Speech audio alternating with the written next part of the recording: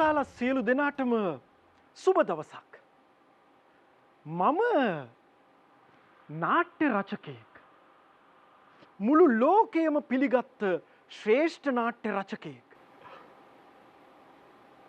මම ආත්ම වර්ණනාවක් කරන්න ගියොත් මගේ එක නාට්‍යයක, ඒ කියන්නේ රෝම කතාවකින් මං අරගත්ත නාට්‍යයක ප්‍රධාන චරිතයට වුණා වගේ මගේ ජීවිතයටත් අනතුරක් වෙන්න පුළුවන්. ඒත් ඔබට අඳුනගන්න පහසු වෙන්න මං ගැන තව තොරතුරු ටිකක් ඉදිරිපත් කරන්නම්. ඉංග්‍රීසි සාහිත්‍යයේ ශ්‍රේෂ්ඨතම කවිය විදියට හඳුන්වන්නේ මාව. ඔබට අනුමාන කරන්න පුළුවන්ද මං කවුද කියලා? හොඳයි. බලකාමී සමාජයක මිනිසුන්ගේ සහ සමාජයේ ඛේදජනක ඉරණම පිළිබඳව මම්මගේ නාට්‍ය රැසකින්ම ඉදිරිපත් කරලා තියෙනවා. ඒ විතරක් නෙමෙයි. වංශ කතා, ඓතිහාසික කතා, පුරාණෝක්ති ඇසුරින් මම නාට්‍ය රැසක්ම රචනා කරලා තියෙනවා. ඒ නාට්‍යවලට ප්‍රංශය, ඇතන්සය, රෝමය, සයිප්‍රසය වගේ රටවල් ගණනාවක් පසුබිම් වෙලා තියෙනවා. හැබැයි ඒ නාට්‍යවලට මගේ රටවන එංගලන්තය පසුබිම් කර නොගැනීම මගේ නාට්‍යවල තියෙන සුවිශේෂී ලක්ෂණයක්.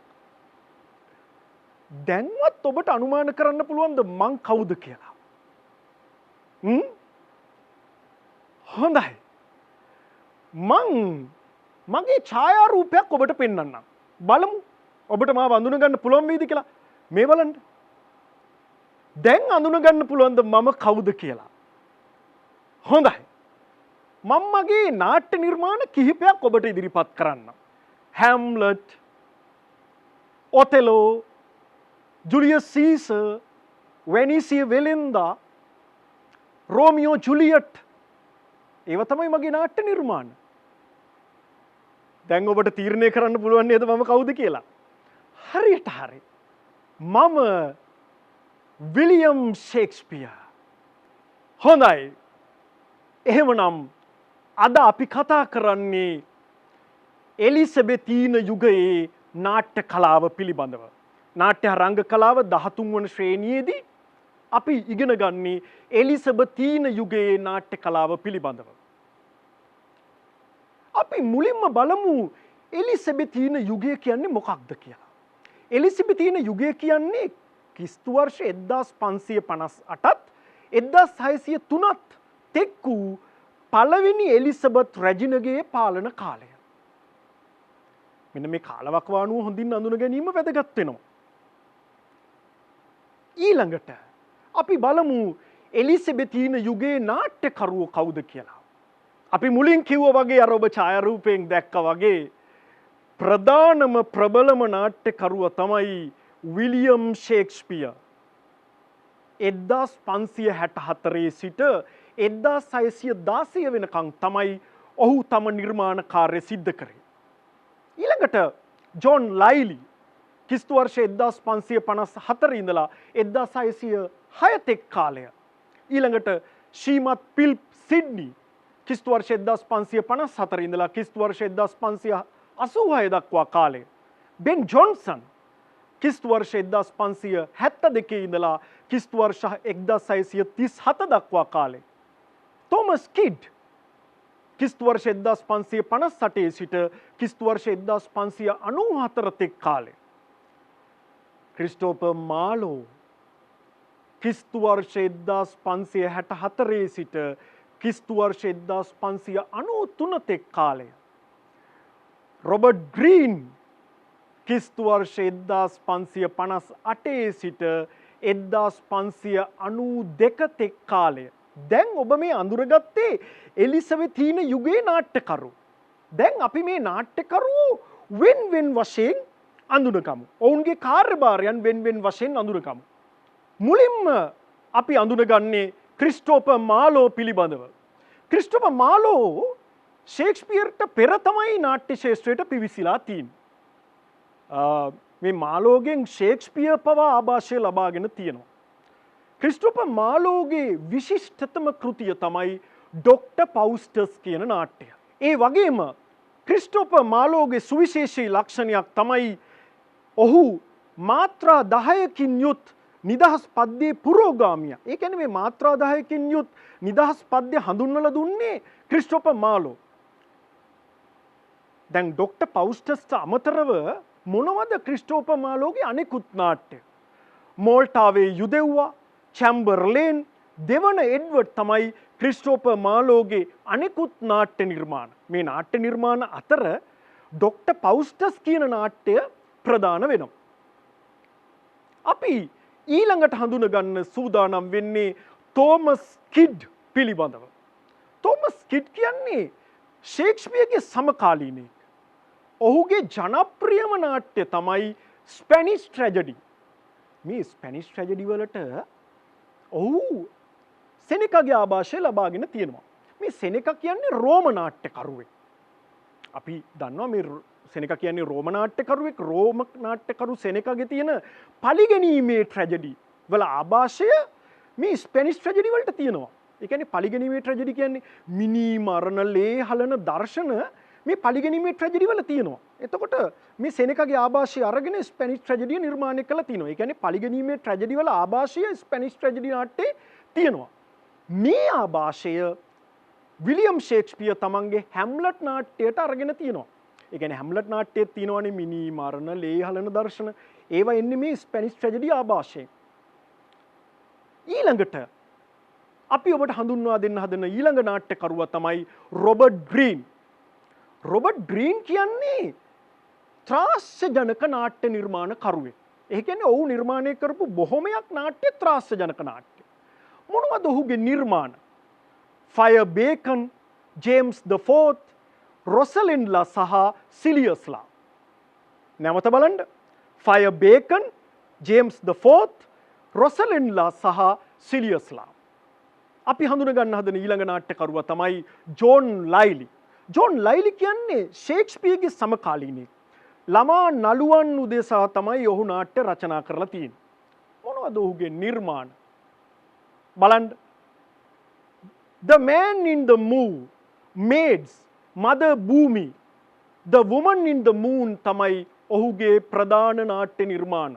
ඒ කියන්නේ මේ ජෝන් ලයිලි කියන නාට්‍යකරුවගේ නිර්මාණ. දැන් අපි ඊළඟට හඳුන ගන්න සූදානම් වෙන්නේ බෙන් ජොන්සන් කියන නාට්‍යකරුවා. බෙන් ජොන්සනුත් ෂේක්ස්පියර්ගේ සමකාලීනයි. බෙන් ජොන්සන් ෂේක්ස්පියර්ගෙන් ආభాෂය අරන් නැහැ. විචාරකයෝ කියන විදිහට ෂේක්ස්පියර් බෙන් ජොන්සන්ගේ ආభాෂය අරගෙන තියෙනවා. මොහු නාට්‍ය 16ක් ලියලා තියෙනවා. එකෙන් ඉතිරි වෙලා තියෙන්නේ 13යි. මොනවද මේ නාට්‍ය? The Case is Altered, Every Man in His Humor, A Tale of Tub වගේ නාට්‍ය තමයි ඔහුගේ වැදගත්ම නාට්‍ය. පුංචි කාරණාවක් කියන්න ඕන මේ නාට්‍ය අතර Every Man in His Humor කියන නාට්‍ය ෂේක්ස්පියර් රංගපාලා තියෙනවා. ඊළඟට අපි හඳුන ගන්න හදන නාට්‍යකරුවා තමයි විලියම් ෂේක්ස්පියර්. ඔබ මුලින්ම ඡායාරූපයෙන් දැක්කේ මම ආරම්භයේදීම කරුණු කිව්වේ ඒ විලියම් ෂේක්ස්පියර් මේ එලිසබෙතන් යුගයේ ශ්‍රේෂ්ඨතම නාට්‍යකරුවා. විලියම් ෂේක්ස්පියර් ක්‍රිස්තු වර්ෂ 1564 අප්‍රේල් 26 වෙනිදා උපත ලබනවා. ඔහු මේ යන්නේ ක්‍රිස්තු වර්ෂ 1616 අප්‍රේල් 23 වෙනිදා. මේ කාලවකවානුවේ තමයි ඔහු ජීවත් වෙන්නේ. ඔහුගේ නාට්‍ය ප්‍රධාන කොටස් 3කට අපිට බෙදා දක්වන්න පුළුවන්. මොනවද මේ ප්‍රධාන කොටස් 3? පළවෙනි එක ඛේදාත්ම නාට්‍ය. ඒ කියන්නේ ට්‍රැජඩි නාට්‍ය, ශෝකජනක නාට්‍ය. රෝමියෝ ජුලියට් 1594 ජනප්‍රිය ප්‍රේම වෘතාන්තයක්. රෝමියෝ ජුලියට් 1601 ජුලියස් සීසර්. අපි ජුලියස් සීසර් පිළිබඳව වෙනම පාඩමකින් කතා කරනවා. නමුත් ජුලියස් සීසර් පිළිබඳව මම ඔබට සරල ඉදිරිපත් කිරීමක් කරන්නම්. ජුලියස් සීසර් කියන්නේ රෝමයේ හිටපු ප්‍රබලම නරපතියෙක්. ඒ රෝමේ ජන ප්‍රධානීන් එකතු වෙලා මොහුව ඝාතනය කරනවා. ඇයි ඝාතනය කරන්නේ? මොහු ඒකාධිපතියෙක් වෙයි කියන බයට කලින්ම ඔහු ඝාතනය කරනවා. ඒ කියන්නේ අත්තටු වැඩෙන්න කලින් අත්තටු කපලා දානවා. අන්තිමට මොකද වෙන්නේ?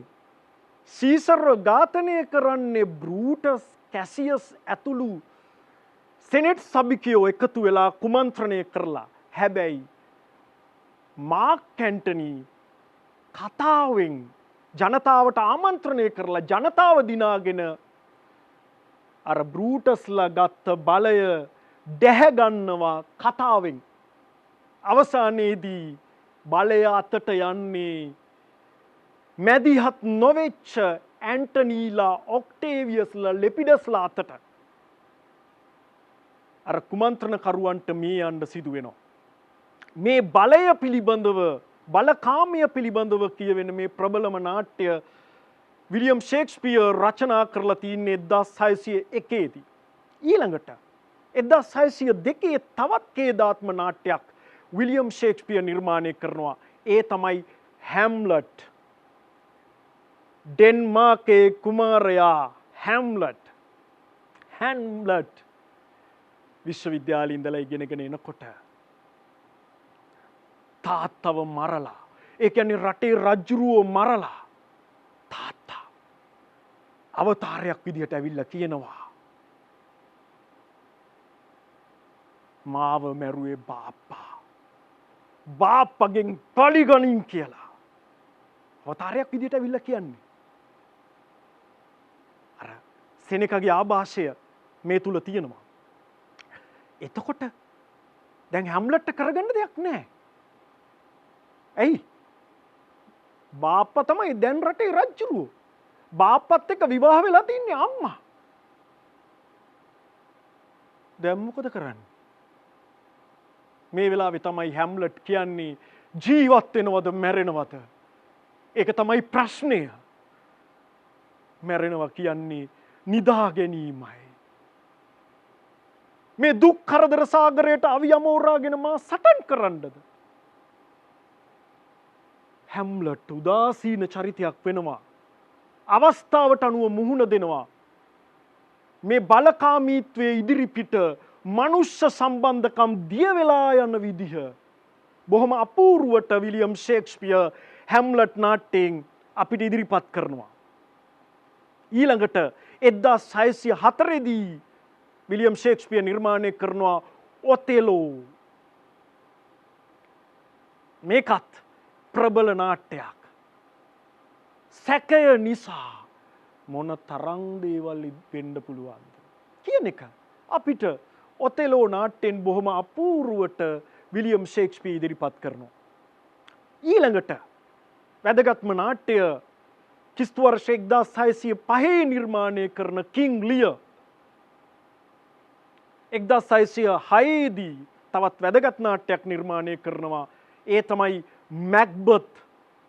ඊළඟට ක්‍රිස්තු වර්ෂ 1607 දී ඇන්ටනී සහ ක්ලියෝපැට්‍රා. ක්‍රිස්තු වර්ෂ 1608 දී කොරියෝලන්ස් කියන නාට්‍ය. ඒ වගේම 1607 දී ටිමන් ඔෆ් ඇතන්ස් කියන නාට්‍ය. 1607 දීම ට්‍රොයිලස් සහ ක්‍රෙසීඩා කියන නාට්‍ය. දැන් අපි කතා කරන්න සූදානම් වෙන්නේ විලියම් ෂේක්ස්පියර් නිර්මාණය කරපු සුඛාත්ම නාට්‍ය, නැත්නම් කොමඩි නාට්‍ය, හාස්‍යජනක නාට්‍ය. කලින් කතා කරේ ප්‍රබලම ට්‍රැජඩි නාට්‍ය. දැන් බලමු විලියම් ෂේක්ස්පියර්ගේ සුඛාත්ම නාට්‍ය මොනවද කියලා. පළවෙනි එක තමයි Love's Labour's Lost 1590 දී. Comedy of Errors කියන ප්‍රබලම නාට්‍ය රචනා කරන්නේ 1591 දී. 1592 දී ඔහු නිර්මාණය කරනවා Two Gentlemen of Verona කියන නාට්‍ය. ක්‍රිස්තු වර්ෂ 1593 දී A Midsummer Night's Dream කියන නාට්‍ය. 1596 දී The Merchant of Venice කියන නාට්‍ය. මේ නාට්‍ය ලංකාවෙත් නිෂ්පාදනය වෙලා තිනවා. බන්දුල විතානගේ වැනීසියේ වෙළෙන්දා නමින් මෙම නාට්‍ය නිර්මාණය කරලා තිනවා. මේකත් බොහොම ජනප්‍රිය අපූර්ව නාට්‍යයක්. හරියට හරි අර මස්රාත්තල ඉල්ලන්නේ මේ නාට්‍යයේදී තමයි. ඊළඟට 1597 දී Taming of the Shrew කියන නාට්‍යය. 1598 දී The Merry Wives of Windsor. ඊළඟට 1598 දී Much Ado About Nothing කියන නාට්‍යය. 1599 දී As You Like It කියන නාට්‍යය. 1600 දී The 12th Night කියන නාට්‍යය. මම ඔබට ඉදිරිපත් කළේ ෂේක්ස්පියර්ගේ ශ්‍රේෂ්ඨතම සුඛාත්ම නාට්‍ය පිළිබඳව. ඒ කියන්නේ කොමඩි නාට්‍ය පිළිබඳව. දැන් අපි කතා කරන්න සූදානම් වෙන්නේ විලියම් ෂේක්ස්පියර් නිර්මාණය කරපු ඓතිහාසික නැත්නම් ඉතිහාස නාට්‍ය පිළිබඳව. බලන්න මොනවද ඓතිහාසික නාට්‍ය? 1592 විලියම් ෂේක්ස්පියර් නිර්මාණය කරනවා හෙන්රි ද 6th කියන නාට්‍ය. 1594 දී රිචඩ් ද 3rd කියන නාට්‍ය. 1594ම නිර්මාණය කරනවා. ඒ කියන්නේ රිචඩ් ද 3rd නිර්මාණය කරපු අවුරුද්දෙම විලියම් ෂේක්ස්පියර් නිර්මාණය කරනවා තවත් ඉතිහාස නාට්‍යයක්. ඒ රිචඩ් ද 2nd කියන නාට්‍ය. ඊළඟට 1595 දී කිං ජෝන් කියන නාට්‍ය. 1597 දී හෙන්රි ද 4th කියන නාට්‍ය. 1599 දී හෙන්රි ද 5th කියන නාට්‍ය. මේට අමතරව ඇතැම් අවස්ථාවල තවත් ප්‍රභේද දෙකකට බෙදලා තියෙනවා අපිට දැක ගන්න පුළුවන්. අපි ඒ දෙක පිළිබඳවත් අවබෝධයක් ලබා ගමු. එතකොට විලියම් ෂේක්ස්පියර්ගේ නාට්‍ය කොටස් පහකට බෙදෙනවා. මේ මොනවද? විචිත්‍රාද්භූත නාට්‍ය. මොනවද විචිත්‍රාද්භූත නාට්‍ය කියන්නේ? 1608 නිර්මාණය කරන පෙරක්ලීස් කියන නාට්‍ය, 1609 නිර්මාණය කරන සිම්බලින් කියන නාට්‍ය, 1610 නිර්මාණය කරන The Tempest කියන නාට්‍ය. ඒ ටෙම්පස්ට් අවුරුද්දම නිර්මාණය කරනවා. ඒ කියන්නේ 1610 දිම Winter's Tale කියන නාට්‍ය. ඊළඟ වර්ගය තමයි අතිනාටක නැතිනම් මෙලෝඩ්‍රාමා. මොනවද මෙලෝඩ්‍රාමා? 1602 නිර්මාණය කරනවා All's Well That Ends Well කියන නාට්‍ය. 1603 Measure for Measure කියන නාට්‍ය.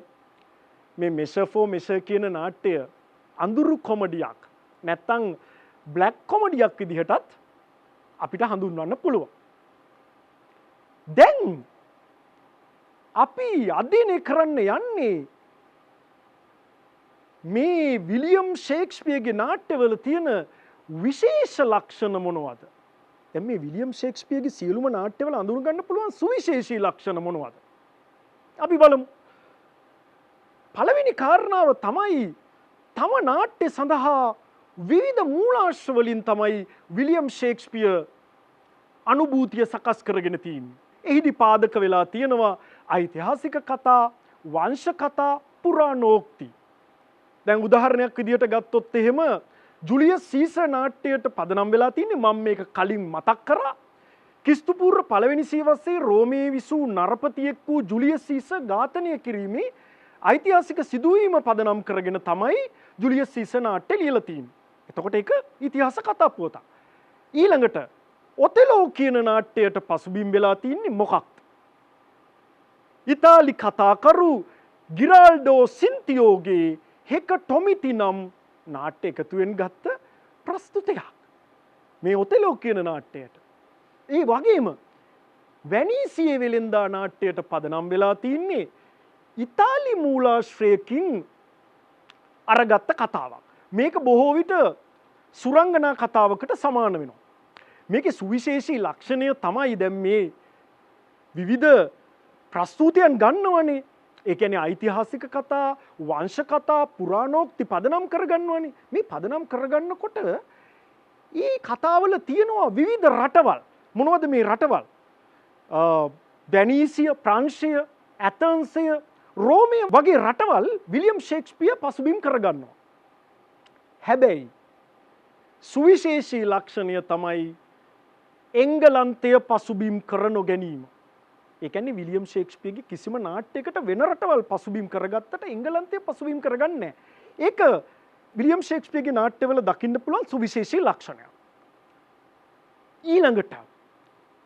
ඊළඟ ලක්ෂණය තමයි නාට්‍ය පිටපත අංක හා දර්ශන වලට බෙදා තිබීම. ඒ කියන්නේ විලියම් ෂේක්ස්පියර්ගේ නාට්‍ය අංකවලට වගේම අංක ඇතුලේ තවත් දර්ශන වලට බෙදලා තියෙනවා. දැන් අපි උදාහරණයක් විදියට ගමු ජුලියස් සීසර් නාට්‍ය. ජුලියස් සීසර් නාට්‍යයේ අංක 5ක් තියෙනවා. ප්‍රධාන අංක 5ක්. මේ අංක 5 තවත් කුඩා දර්ශන වලට බෙදලා තියෙනවා. මේක විලියම් ෂේක්ස්පියර්ගේ නාට්‍යවල හඳුන ගන්න පුළුවන් තවත් සුවිශේෂී ලක්ෂණයක්. ඊළඟ ලක්ෂණය තමයි වේදිකා පසුතලයක් භාවිත නොකිරීම. දැන් ඔබට ප්‍රශ්නයක් එන්න පුළුවන්.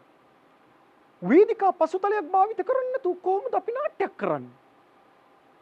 නේද? අපි වේදිකා පසුතලයක් භාවිත නොකර කොහොමද නාට්‍යයක් කරන්නේ? නේද? දැන් අපි නම් නාට්‍ය වෙන්නකොට වේදිකා පසුතලයක් භාවිත කරනවා නේද? ලංකාවේ ඔබ නාට්‍යයක් බලන්න ගියා. නේද? ඔබ එල්ෆීස්ටන් එකට ගියත්, ටවර් එකට ගියත්, ලයනල් වෙන්ට් එකට ගියත් නේද? ලංකාවේ වෙනත් රඟහලකට ගියත් ඒ නාට්‍යවල නේද? ඒ වේදිකාගත කරන නාට්‍යවල පසුතල තියෙනවා. දැන් පසුතලයක් නොමැතිව කොහොමද මේ විලියම් ෂේක්ස්පියර්ගේ නාට්‍ය ඉදිරිපත් කරේ? ඒවා පෙන්නුවේ ඇඳුම් පැළඳුම් වලින් සහ වේදිකා උපකරණ වලින්. ඔබ හොඳින් මතක තියාගන්න ඕන එලිසබෙතීන යුගයේ නාට්‍ය කලාව තුල වගේම විශේෂයෙන් විලියම් ෂේක්ස්පියර්ගේ නාට්‍යවල ප්‍රධානම සංඥාකාරකය ඇඳුම් ප්‍රබලයි. එතකොට වේදිකා පසුතලයේ පෙන්නුවේ ඇඳුම් වලින් සහ වේදිකා උපකරණ වලින්. අපි උදාහරණයක් විදියට ගමුකෝ. දැන් රජ මාලිගයක් පෙන්වන්න ඕන නම් කොහොමද පෙන්වන්නේ? රජ ඇඳුම් වලින් ඔටුන්නෙන් සිංහාසනෙන් තමයි මේ රජ මාලිගය පෙන්වුවේ. දැන් අපි බලමු ඊළඟ ලක්ෂණය මොකක්ද කියලා. මේ විලියම් ෂේක්ස්පියර්ගේ නාට්‍යවල දක්නට ලැබෙන තවත් සුවිශේෂී ලක්ෂණයක් තමයි සමාජයේ සෑම චරිතයක්ම නියෝජනය වන විදියට චරිත නිර්මාණය කරලා තියෙනවා. දැන් අපි ගමුකෝ ජුලියස් සීසර් නාට්‍යය. ජුලියස් සීසර් නාට්‍යයේ සපත්තු මහන්නගේ ඉඳලා අධිරාජ්‍ය වෙනකම් චරිත ඉන්නවා. මොනවද මේ චරිත? නාට්‍ය ආරම්භයේම ඉන්නවා අවිචාරවත් ජනතාව.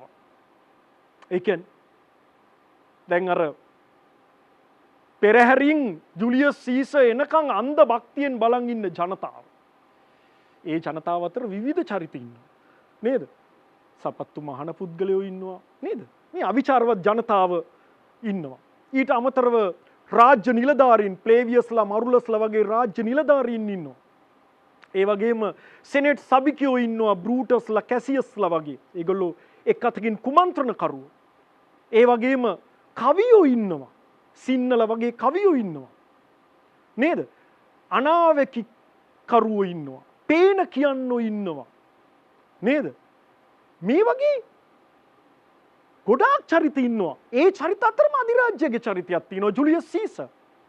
එතකොට ඔබට පැහැදිලි වෙනව නේද මේ විලියම් ෂේක්ස්පියර්ගේ නාට්‍යවල සමාජයේ හැම චරිතයක්ම නියෝජනය වන චරිත දක්නට ලැබෙනවා. මේක සුවිශේෂී ලක්ෂණයක් විලියම් ෂේක්ස්පියර්ගේ නාට්‍යවල අපිට දකින්න පුළුවන්. ඊළඟට විලියම් ෂේක්ස්පියර්ගේ නාට්‍යවල දකින්න පුළුවන් තව සුවිශේෂී ලක්ෂණයක් තමයි කාව්‍යමය භාෂාවක් භාවිත කිරීම. එක්තරා ශෛලියකට උච්චාරණය කිරීම පිණිස පද්‍යමය ස්වරූපයකින් තමයි සංවාද රචනා කරලා තියෙන්නේ. මම ඔබට බොහොම රසවත් දෙබසක් ඉදිරිපත් කරන්නම්. මේක කියන්නේ මේ නාට්‍යයේ ප්‍රධාන චරිතයක් වන බෲටස් තමන්ගේ බිරිඳ පෝෂියාට මගේ අවංක ගෞරවනීය බිරිඳ ඔබයි. මගේ මුළු ශරීරය පුරාම කරකැවිලා මේ වේදනාවෙන් පිරිච්ච හදවතට ඇතුළු වෙන මේ රක්ත වර්ණ ලේ දහරාව වගේම ඔබත් මට අවශ්‍යයි. බලන්නකෝ මේ තුල තියෙන කාව්‍යාත්මක බව. අන්න ඒ නිසා තමයි අපි කියන්නේ විලියම් ෂේක්ස්පියර් කියන්නේ ශ්‍රේෂ්ඨතම කවියෙක් කියලා. ඒ අනුව ඔහුගේ කාව්‍යමය භාෂාව හැම නාට්‍යයකම අපිට දැක ගන්න පුළුවන්.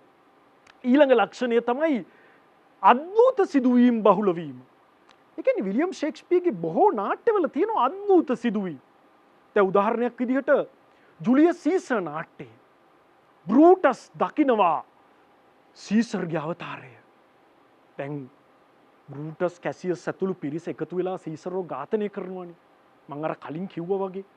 ඊට පස්සේ කුමන්ත්‍රණයෙන් බොහොම කතාවෙන් මාක් ඇන්ටනි බලය අල්ල ගන්නවා. ඊට පස්සේ දෙගොල්ලෝ අතර සටන් යනවා. අවසානයේ බෲටස්ලා පරාජයට පත් වෙනවා. ඒ අවසන් මොහොතේදී බෲටස් දකිනවා තමන් ඝාතනය කරපු, තමන් ඇතුළු පිරිස ඝාතනය කරපු සීසර්ගේ අවතාරය. මේ වෙලාවේදී ෂේක්ස්පියර් මේ බෲටස්ගේ මානසික ආතතිය තමයි මේ අපිට නිරූපණය කරන්නේ ඔහු අවතාරය දැකීම තුලින්. ඒ විතරක් නෙමෙයි. විලියම් ෂේක්ස්පියර්ගේ තවත් ප්‍රබල නාට්‍යයක් වෙච්ච හැම්ලට් නාට්‍යයේ මම ඔබට කලින් පැහැදිලි කරා. හැම්ලට් නාට්‍යයේ ආරම්භයේදීම හැම්ලට් තම පියාගේ අවතාරය දකිනවා. තාත්තා අවතාරයක් විදිහට ඇවිල්ලා කියනවා මාව මැරුවේ බාප්පා. බාප්පගෙන් පලිගනින් කියලා. මෙන්න මේ වගේ අද්භූත සිදුවීම් විලියම් ෂේක්ස්පියර්ගේ නාට්‍යවල දක්නට ලැබෙනවා. ඒක සුවිශේෂී ලක්ෂණයක් විලියම් ෂේක්ස්පියර්ගේ නාට්‍යවල තියෙනවා. ඒ වගේම විලියම් ෂේක්ස්පියර්ගේ නාට්‍යවල තව දකින්න පුළුවන් සුවිශේෂී ලක්ෂණයක් තමයි ප්‍රධාන චරිත ප්‍රභූ චරිත වෙනවා. ඒ වගේම මේ ප්‍රභූ චරිතවල තියෙන ඛේදජනක අවසානය. දැන් අපි උදාහරණයක් විදිහට ගත්තොත් එහෙම ජුලියස් සීසර් නාට්‍යයේ සීසර් කියන්නේ රෝමේ නරපතියා නේද? දැන් ඔහු තමයි තනි රජුරුවෝ ඒකාධිපතියෙක්. ප්‍රභූ චරිතයක්. ඔහුව ජන ප්‍රධානීන් එකතු වෙලා ඝාතනය කරනවා නේද? ප්‍රධාන චරිතය ප්‍රභූ චරිතයක්, ඔහු ඛේදජනක අවසානය. ඒ වගේම හැම්ලට් නාට්‍යයේ හැම්ලට් ප්‍රභූ චරිතයක්, අවසානයේ ඛේදජනක ඉරණමක් ඔහුටත් අයත් වෙන්නේ. ඔතෙලෝ නාට්‍යයේ ඔතෙලෝ වගේම ඩෙස්ඩිමෝනා ප්‍රභූ චරිත, ඔවුන්ටත් අවසානයේ අත් වෙන්නේ ඛේදජනක ඉරණමක්. රෝමියෝ ජුලියට් ප්‍රබල ප්‍රේම වෘතාන්තයක්. ඔවුන් ප්‍රභූ චරිත, ඔවුන්ටත් අවසානයේ හිමිවන්නේ ඛේදජනක අවසානයක්. එතකොට ප්‍රධාන චරිත ප්‍රභූ චරිත වීම සහ ඔවුන්ගේ ඛේදජනක අවසානය මේ විලියම් ෂේක්ස්පියර්ගේ නාට්‍යවල දකින්න පුළුවන් තවත් සුවිශේෂී ලක්ෂණයක්. ඊළඟට විලියම් ෂේක්ස්පියර්ගේ නාට්‍යවල දකින්න පුළුවන් තවත් සුවිශේෂී ලක්ෂණයක් තමයි සර්වකාලීන තේමා. ඒ කියන්නේ හැම කාලයකටම ගැලපෙන තේමා තමයි ජුලියස් සීසර්ගේ නාට්‍යවල තියෙන්නේ. ඒ කියන්නේ ඒක එලිසබෙතීන යුගයට විතරක් නෙමෙයි, අදටත් අදාළයි, අනාගතයටත් අදාළයි. මේ සර්වකාලීන තේමා තමයි මේ විලියම් ෂේක්ස්පියර්ගේ නාට්‍යවල බහුලව දක්නට ලැබෙන්නේ. දැන් අපි ජුලියස් සීසර් ගමු. ජුලියස් සීසර් නාට්‍යයේ තියෙන තේමාව මොකක්ද? බලකාමී සමාජයක මිනිසුන්ගේ ඛේදජනක ඉරණම නේද? බලයට ලොල් වෙලා නේද? බලයට ලොල් වෙච්ච සමාජයක මිනිස්සු කොයිතරම් ඛේදජනක ඉරණමකට ලක් වෙනවද? බලයට තියෙන කෑදරකම නිසා. මොකද වෙන්නේ? ජුලියස් සීසර්ට තමන්ගේ ජීවිතය අහිමි වෙනවා. ඒ බලයට විරුද්ධව සටන් කරපු බෲටස්ලා කැසියස්ලාගෙන් බොහොම සූක්ෂම ලෙස කතාවෙන් මහජනතාවට ඉදිරිපත් කරන කතාවෙන් දැහැගෙන අවසානයේ ඔවුන් බලකාමීන් බවට පත් වෙනවා. අර සීසර්ගේ බලයට විරුද්ධව සටන් කරපු අයට සිද්ධ වෙන්නේ ජීවිතේ නැති කරගන්න. බලය දැහැගත් අය බලවතුන් වෙනවා. මේ බලකාමී සමාජයක මිනිසුන්ගේ සමාජයේ ඛේදජනක ඉරණම පිළිබඳව බොහොම අපූර්වට ජුලියස් සීසර් නාට්‍යයෙන් කතා කරනවා. මේ ඛේදජනක ඉරණම එදාටත් ගැලපෙනවා, අදටත් ගැලපෙනවා, ඒක හෙටටත් ගැලපෙයි. ඒක එංගලන්තයට විතරක් නෙමෙයි ලෝකේ ඕනම රටකට ගැලපෙනවා. ඔබ හිතුවා හරි. අපේ රටටත් අදටත් ගැලපෙනවා. අපි දැන් මේ මුහුණ දෙන මොහොතටත් ගැලපෙනවා. ඊළඟට හැම්ලට් නාට්‍යයේ තියෙන්නේ මීට සමානවම තේමාවක්. ඒ කියන්නේ බලකාමී සමාජයක බිඳ වැටෙන මනුෂ්‍ය සම්බන්ධකම්. ඒ කියන්නේ මොකක්ද? දැන් බලය උදෙසා මොකද කරන්නේ? එක් සහෝදරයෙක් තමන්ගේ අනිත් සහෝදරයව ඝාතනය කරනවා. ඒ සහෝදරයාගේ බිරිඳ රජුගේ බිසව අර ඝාතකයාගේ බිසව බවට පත් වෙනවා. ඒ කියන්නේ හැම්ලට්ගේ අම්මා. අවසානයේ මොකද කරන්නේ?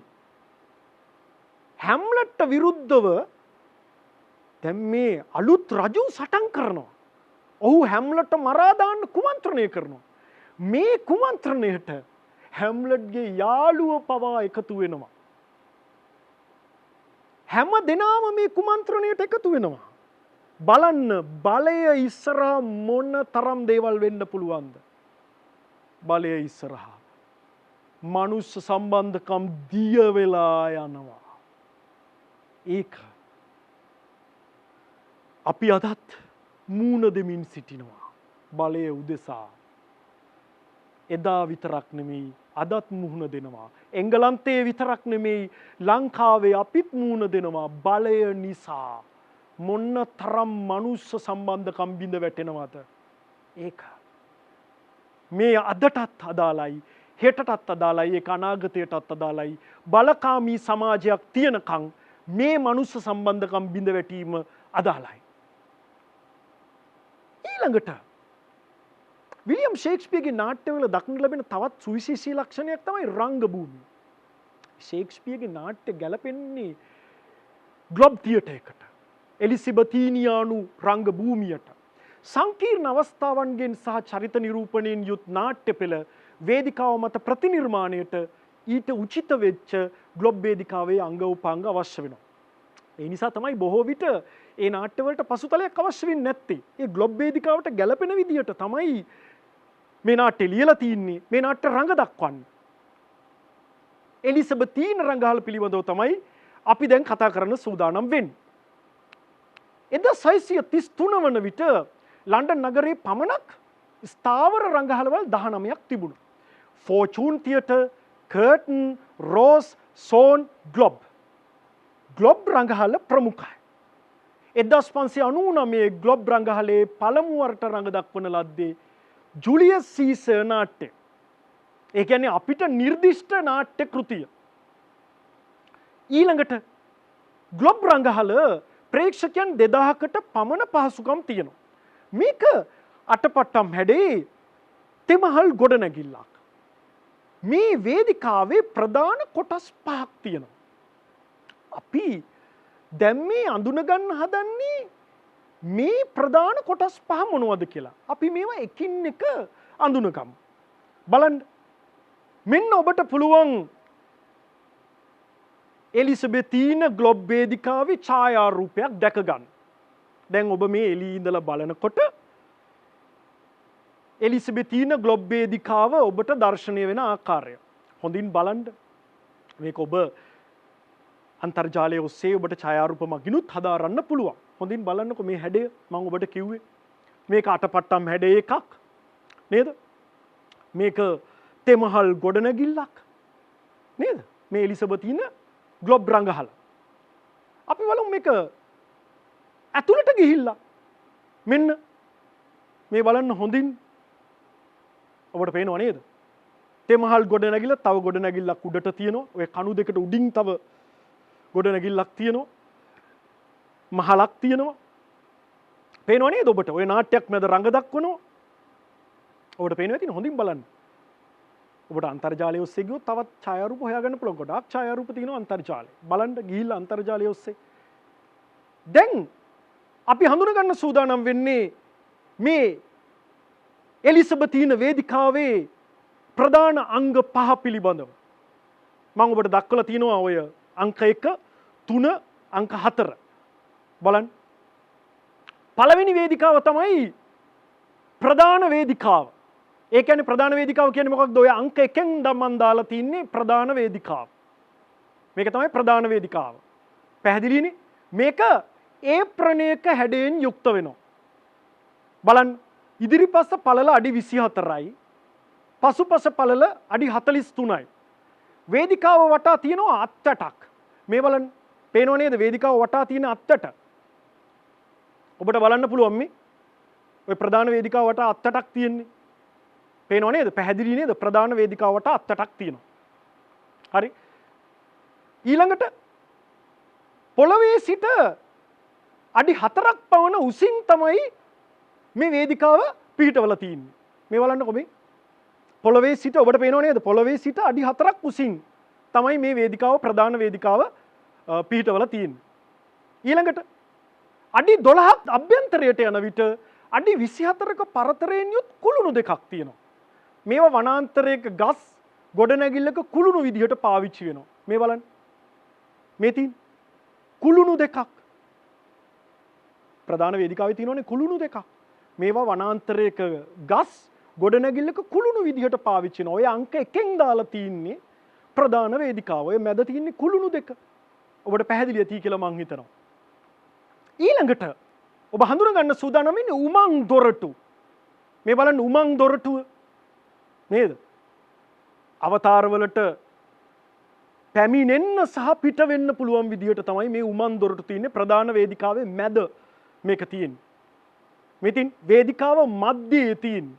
අවතාර වැනි චරිතවලට ෂණිකව පිවිසීමට සහ පිටවීමට හැකි වෙනවා. නැවත බලන්න. මේක හොඳින් බැලුවොත් ඔබට පැහැදිලි වෙනවා. බලන්න මේ අවතාරයක්. මේ හැම්ලට් නාට්‍යයේ අවතාරය. හැම්ලට් නාට්‍යයේ තාත්තා අවතාරයක් විදිහට එනවා. හැම්ලට් මේ අවතාරයත් එක්ක සාකච්ඡා කරනවා. මේක තින්නේ ප්‍රධාන වේදිකාව මැද. හරි? ඊළඟට අපි කතා කරන්න සූදානම් වෙන්නේ අභ්‍යන්තර වේදිකාව. නැත්තම් අධ්‍යයනාගාරය පිළිබඳව. මේ තින්නේ අංක 3 කියලා දාලා අභ්‍යන්තර වේදිකාව නැත්තම් අධ්‍යයනාගාරය. අර තිරයක් තින්නේ අංක 3. අර චරිතයක් මැද්දෙන් එන්නේ. ඔබට පේනව නේද ඒක? ඒ අභ්‍යන්තර වේදිකාව නැත්තම් අධ්‍යයනාගාරය. මේක ඒ ප්‍රණ වේදිකාවට පිටිපසින් තියෙන්නේ. ප්‍රධාන වේදිකාවට පිටිපසින් තියෙන්නේ. මේකේ තිරයක් තියෙනවා. පළල අඩි 23යි. ගැඹුර අඩි 8යි. දැන් හැම්ලට් නාට්‍යේ නම් මේක පාවිච්චි කරන්නේ ගර්භ නාටකයකට. ඒ කියන්නේ නාට්‍ය ඇතුලේ නාට්‍යයකට. ඒ මොකක්ද? ගර්භ නාට්‍යයක් කියන්නේ. මම ඔබට පැහැදිලි කරන්නම් ගර්භ නාට්‍යයක් කියන්නේ මොකක්ද කියලා. ඒ කියන්නේ නාට්‍ය ඇතුලේ නාට්‍යයක්. දැන් හැම්ලට්ට නාට්‍ය ආරම්භයේම තාත්තා කියනවනේ අවතාරයක් විදියට ඇවිල්ලා මාව ඝාතනය කළේ බාප්පගෙන් පලිගන්න කියලා. දැන් මේක එක සැරේම කරන්න බෑ. මේ වෙලාවේ මේ රටට එනවා නාට්‍ය කණ්ඩායමක්. හැම්ලට් කරන්නේ මේ නාට්‍ය කණ්ඩායමට නාට්‍යයක් පුරුදු කරලා ඒ නාට්‍ය බලන්න දෙනවා බාප්පට. රටේ රජුරවන්ට. බාප්පා මේ නාට්‍ය බලන් ඉන්න විදියෙන් ඔහු නිරීක්ෂණය කරනවා බාප්පගේ මානසික ආතතිය. ඒකෙන් ඔහු තීරණය කරනවා බාප්පා මේකට වැරදි කරුවද නැද්ද කියලා. නේද? ඔහුට තේරෙනවා බාප්පාපත් වෙන ආතතිය නිසා බාප්පා මේකට වැරදි කරුවා වෙන්න ඇති කියලා. මෙන්න මේ ගර්භ නාට්‍ය පෙන්වන්නේ ඔය අභ්‍යන්තර වේදිකාවේ නැතිනම් අධ්‍යයනාගාරේ. ඩොක්ටර් පවුස්ටස් නාට්‍යයේ මේක පාවිච්චි වෙනවා අධ්‍යයනාගාරයක් විදිහට. ද ටෙම්පස් නාට්‍යයේ මේක ගුහාවක් විදිහට පාවිච්චි වෙනවා. ඊළඟට උපරි වේදිකාව. මේ උපරි වේදිකාව තියෙන්නේ අභ්‍යන්තර වේදිකාවට ඉහළින් පිහිටලා තියෙන්නේ. මේ බලන්න. ඔබට පේනව නේද අංක 4 දාලා තියෙන්නේ. අර අභ්‍යන්තර වේදිකාව නැත්තම් අධ්‍යයනාගාරයට උඩින් තියෙන්නේ. අංක 4 අර පොඩි සඳලු තලයක් වගේ තියෙන්නේ. පොඩ්ඩක් ඒ ප්‍රණ වේදිකාව දෙසට පොඩ්ඩක් නෙරලා තියෙන්නේ. අන්නේ සඳලු තලයක් වගේ තියෙන කොටසට තමයි අපි කියන්නේ මොකක්ද? උපරි වේදිකාව කියලා. මේක තියෙන්නේ අභ්‍යන්තර වේදිකාවට ඉහළින්. අර ඔබ දැක්ක වගේ ඉදිරිපස්ස කොටස අඩි 3ක් පමණ ඒ ප්‍රණ වේදිකාව දෙසට නෙරලා තියෙනවා. මේක බොහෝ විට සඳලු තලයකට සමාන වෙනවා. මං කිව්වේ අර හරිම රමණීය ප්‍රේම නාට්‍යයක් තියෙනවා කියලා රෝමියෝ ජුලියට්. මේ රෝමියෝ ජුලියට් නාට්‍යයේ රෝමියෝ ජුලියට් හමුවන්නේ මෙන්න මේ සඳලු තලයේ. ඒක බොහොම අපූර්වට රෝමියෝ ජුලියට් නාට්‍යයේ යොදා ගන්නවා. ඊළඟට ස්වර්ගය. මේ ස්වර්ගය ප්‍රධාන වේදිකාවේ කුළුණු මත රඳවලා තියෙනවා. ස්වර්ගයේ සිට පැමිණෙන චරිතවලට. ස්වර්ගයේ සිට පාදුර්භූත කියන්නේ ස්වර්ගයේ සිට පැමිණෙන චරිතවලට තමයි මේ ස්වර්ගය කියන කොටස යොදා ගන්න. මේ ද ටෙම්පස් නාට්‍යයේ චමත්කාර ලෙස මේ ස්වර්ගය භාවිතා කරනවා. එහෙමනම් ඔබ ඒ අඳුනගත්තේ එලිසබෙතීන යුගයේ නාට්‍ය කලාව පිළිබඳව. අපි එලිසබෙතීන යුගයේ ප්‍රබලම නාට්‍යකරුවා විදිහට විලියම් ෂේක්ස්පියර්ව අඳුනගත්තා. ඒ වගේම එලිසබෙතීන යුගයේ අනෙකුත් නාට්‍යකරුවෝ හඳුනගත්තා.